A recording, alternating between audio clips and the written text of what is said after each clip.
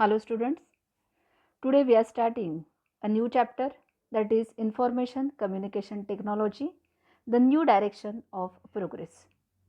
Students, the term Information Communication Technology, that is ICT, includes communication devices and the use of those devices as well as the services provided with their help. The store of information generated due to the advances in science and technology is increasing at a tremendous rate. If we ignore this explosion in information, the knowledge that we have will become outdated.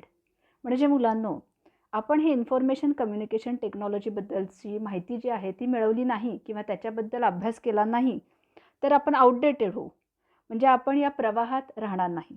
तर आज याबद्दलची अधिक माहिती सांगण्यासाठी एक computer teacher आपल्याला available झालेले आहेत, ज्या माझ्यापेक्षा जास्त माहिती आपल्याला सांगू शकतात.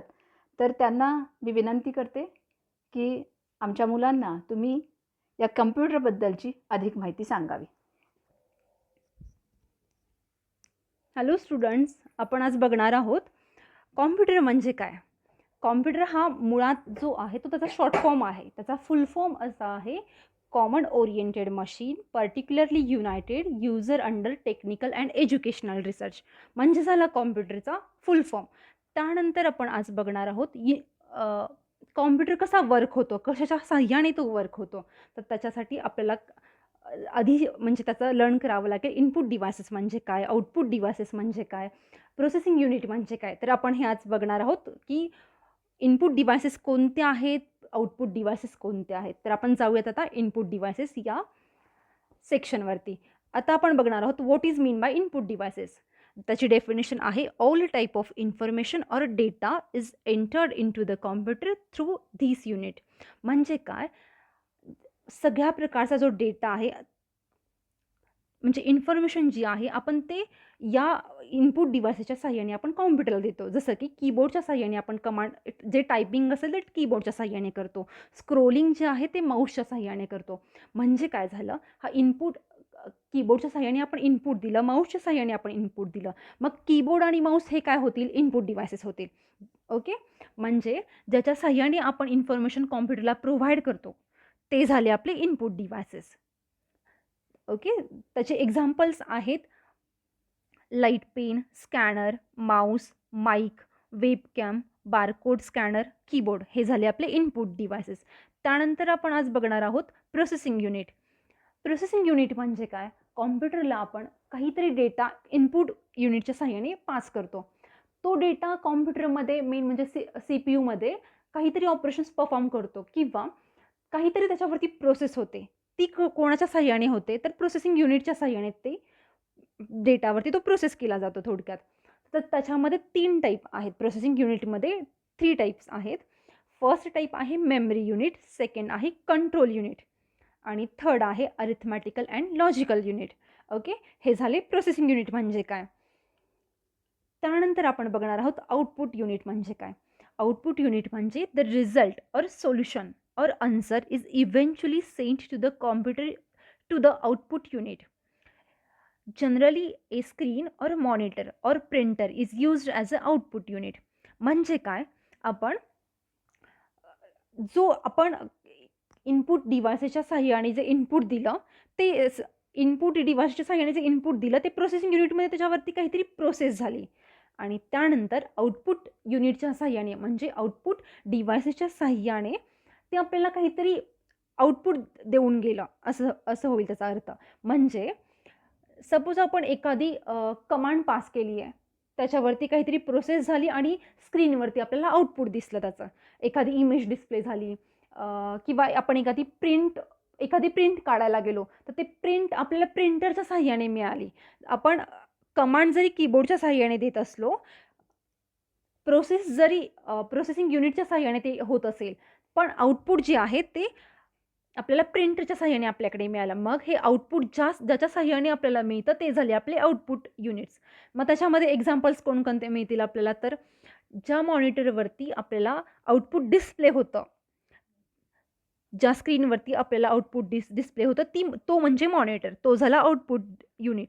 त्यानंतर झाला प्रिंटर म्हणजे आउटपुट युनिट येईल. LCD वगैरे output unit, monitor, printer, plotter, speaker हे झाले आपली आउटपुट युनिट्स. ओके. आणि आता त्यानंतर आपण बघणार आहोत मेमरी म्हणजे काय. Memory is a place for storing data obtain from the unit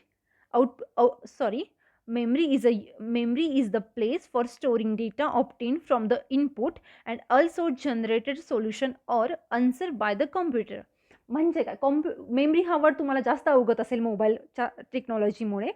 मेमरीमध्ये काय, आपला डेटा स्टोअर केला जातो. ओके. मग त्या मेमरीचे पण टाईप आहेत. ते मेमरी आहे ती 2 टाईपमध्ये डिवाइड होते. फर्स्ट आहे इंटरनल मेमरी आणि सेकंड आहे एक्सटर्नल मेमरी.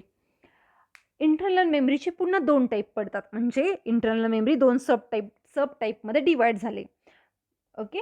फर्स्ट टाईप आहे रॅम. रॅम म्हणजे काय, random access memory. Okay. This is created from electronic component. Electronic कंपोनंटच्या सहाय्याने रॅम क्रिएट केली जाते. Any electronic component can function only as long as it is supplied with electricity. Okay. आणि second आहे ROM. ROM full form of ROM is read only memory. The information stored here can only be read. म्हणजे याच्यामध्ये store केलेली information आपण फक्त रीडच करू शकतो, right नाही करू शकत. We cannot make changes into the information originally stored here. म्हणजे याच्यामधली जी ओरिजिनल इन्फॉर्मेशन आपण चेंज नाही करू शकत. आपण फक्त ती इन्फॉर्मेशन बघू शकतो, पण त्याच्यामध्ये आपण ॲडिशनल चेंजेस नाही करू शकत. म्हणजे रॉम मेमरी झाली. आता आपण बघणार आहोत, डिफरन्स बघणार आहोत रॅम आणि रॉममधील. म्हणजे रीड ओनली मेमरी आणि रँडम ॲक्सेस मेमरीमधला डिफरन्स बघणार आहोत. रॅम मेमरी कशी आहे, तर ती हुलाटाईल आहे आणि ती काय अलाव करते आपल्याला, रीडिंग आणि रायटिंग दोन्ही ऑपरेशन परफॉर्म करायला हेल्प करते आपल्याला ती. नंतर बघणार आहोत त्याचे स्टोरेज आहे ते टेम्पररी स्टोरेज आहे. रॅम ही जी मेमरी आहे ती एक्सपेन्सिव्ह आहे, म्हणजे महाग आहे आणि आपल्याला रीड आणि राईट दोन्ही फंक्शन्स परफॉर्म करते ते. त्याचे एक्झाम्पल आहेत रॅम मेमरीची डायनॅमिक रॅम मेमरी आणि स्टॅटिक रॅम मेमरी. ओके. आणि त्यानंतर आपण बघणार आहोत रॉम. रॉम म्हणजे रीड ओनली मेमरी. ती मेमरी कशी आहे, तर नॉन होलाटाईल आहे. नंतर आहे त्यानंतर त्याच्यामध्ये रीडिंगची फक्त ऑपरेशन्स परफॉर्म केली जातात. म्हणजे आपण त्याच्यामध्ये ॲडिशनल म्हणजे राईट नाही करू शकत, ॲडिशनल चेंजेस नाही करू शकत. आपण फक्त ती रीडच करू शकतो मेमरी. आणि त्याचं स्टोरेज कसं आहे, तर ते परमनंट स्टोरेज आहे. रॅम मेमरी एक्सपेन्सिव्ह होती, पण रॉम ही जी मेमरी आहे ती चीप आहे, स्वस्त आहे. त्याच्यामध्ये फक्त रीडचे ऑपरेशन्स आपण फंक्शन परफॉर्म केले. त्याचे एक्झाम्पल आहेत प्रॉम मेमरी आणि EEPROM मेमरी. प्रॉम म्हणजे प्रोग्रामेबल रीड ओनली मेमरी आणि EEPROM म्हणजे erasable programmable read only memory. त्यानंतर आता आपण आज बघणार आहोत what is mean by operating system. Operating system म्हणजे काय बघणार आहोत आपण.